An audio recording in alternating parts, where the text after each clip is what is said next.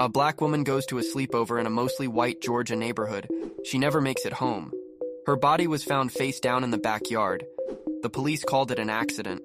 But everything about this case feels off. Tamla Horsford was a 40-year-old mother of 5. She was warm, funny, and full of life.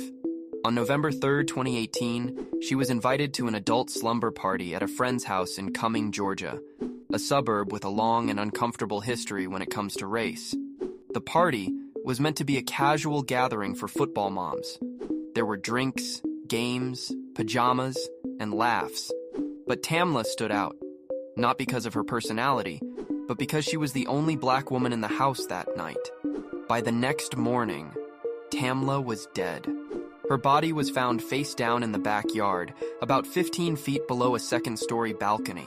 Someone from the home called 911 just before 9 a.m., claiming she must have fallen during the night. Police responded and quickly ruled it an accident.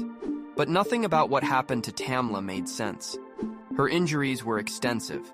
A broken neck, a laceration to her heart, cuts and bruises all over her arms and legs, and blood on her face and wrist.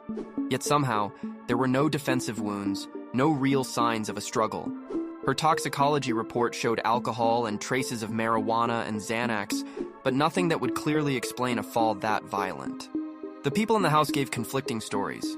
Some said Tamla had gone outside to smoke and just never came back. One man claimed to have seen her asleep well after the time she supposedly fell. But no one heard anything. No one saw anything. And when police arrived, they found her body had already been moved. The scene wasn't secured. Photos weren't taken right away. Evidence wasn't preserved.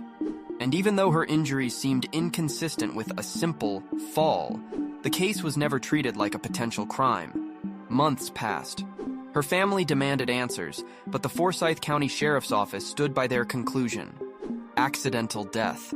It wasn't until 2020, after her story began circulating widely during the Black Lives Matter movement, that renewed public pressure forced the Georgia Bureau of Investigation to reopen the case.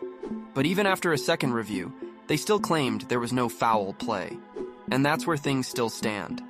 Tamla Horsford walked into that house as a guest. She left in a body bag. And while the case is officially closed, for many, the door to the truth has never been opened.